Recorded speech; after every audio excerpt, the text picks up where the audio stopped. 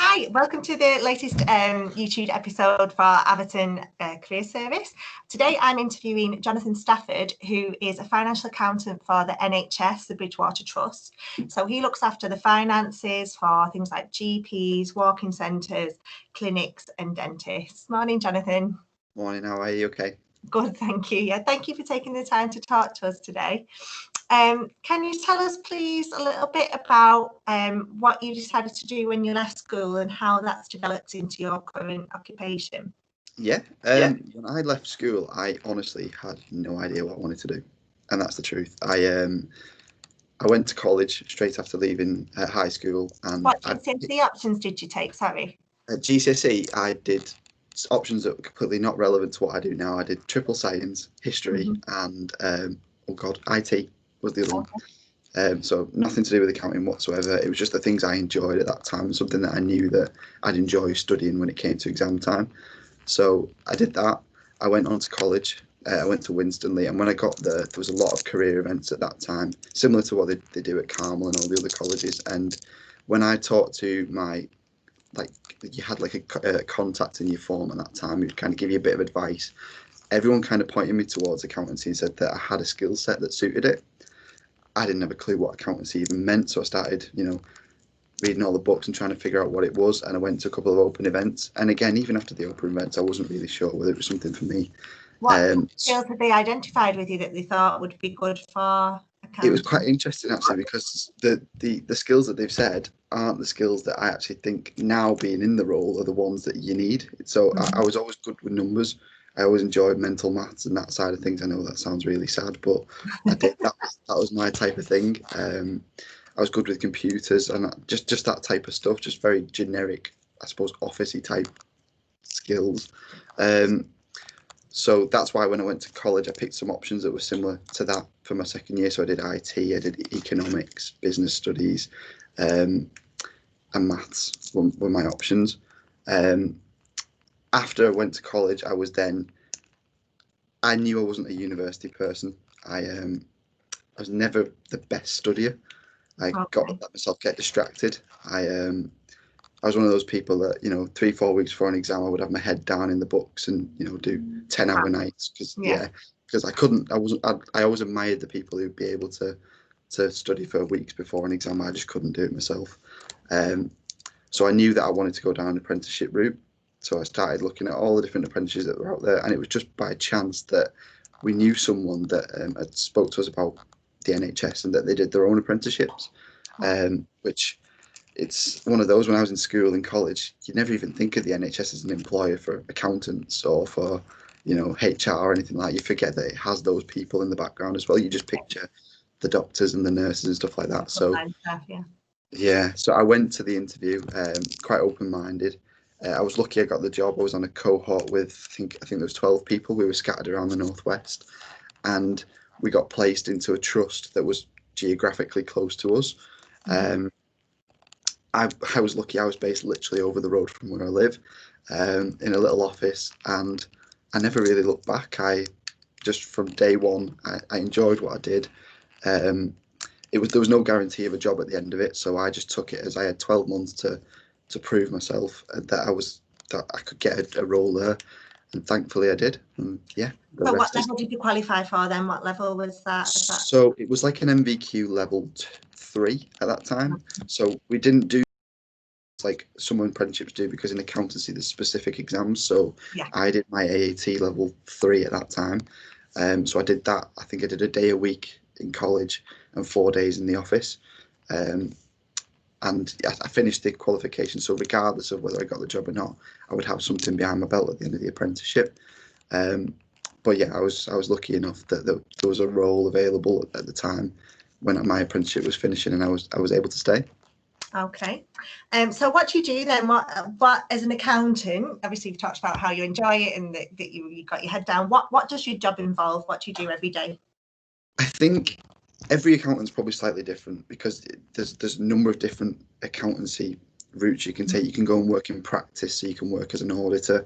You can review other people's financial statements. There's people who I've worked with on audits who have told me about obviously they can't tell me the detail, but some really interesting jobs where they've gone into, football clubs like Manchester United or all the big teams, and they've looked at all the transactions that they do throughout the year. They talk to all the managers.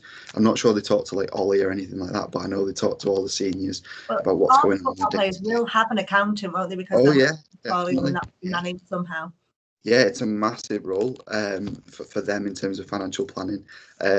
So there's that route you can take, which is really interesting. My route is different because I'm part of the healthcare. So for me, every day is different. My mailbox is full from the moment I wake up. It's like 100 emails a day, but I love it. I like being busy. It's a 9 to 5 job, but it's quite flexible.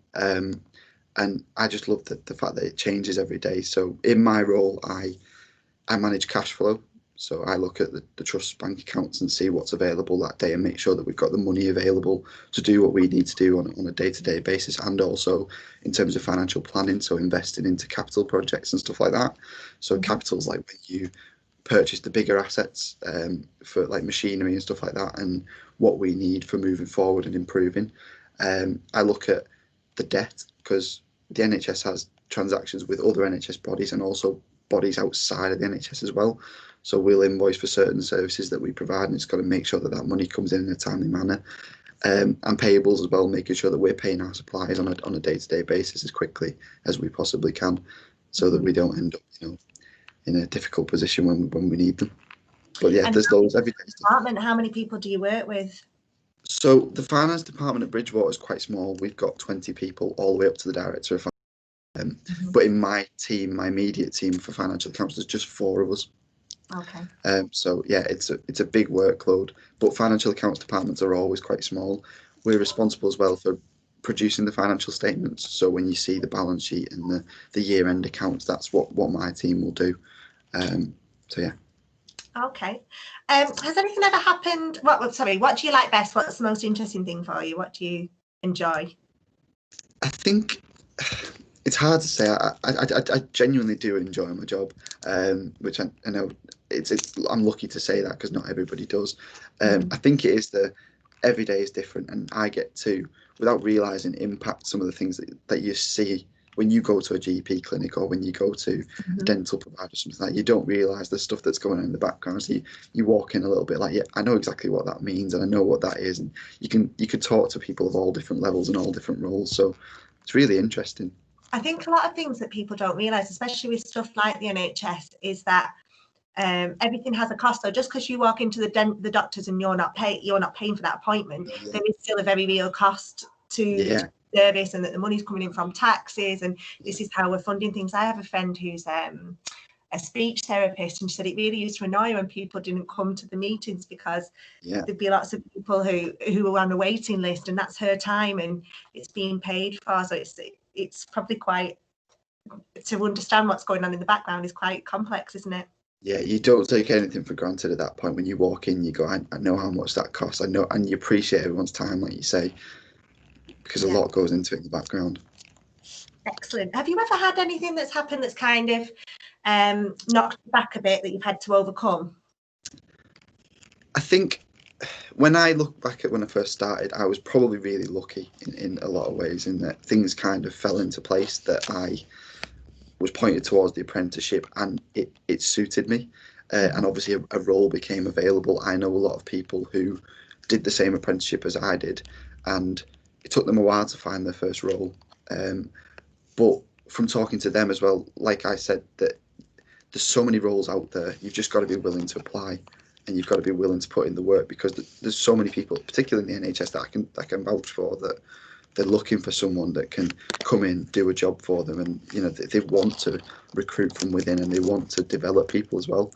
We're always looking for people. Actually, the next question: what career development is available for you? What's your next steps?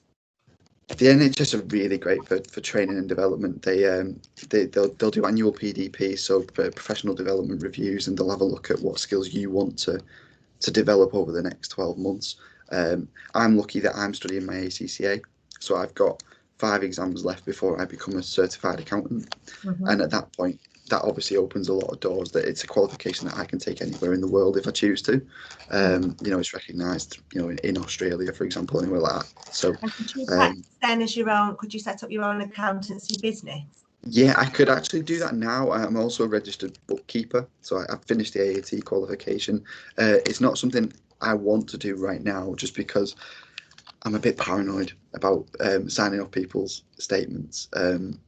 Just with not having that experience yet, I'd hate to put my name to something and get it wrong first time. So, but yeah, it's something I could do and something I may choose to do in the future with a bit more experience.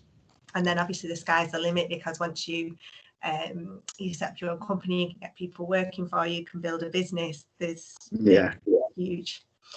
So what advice would you give to someone? There was actually, he said, I'm really good at maths and that kind of thing, but it's not necessarily accountancy. It's not all about maths, is it?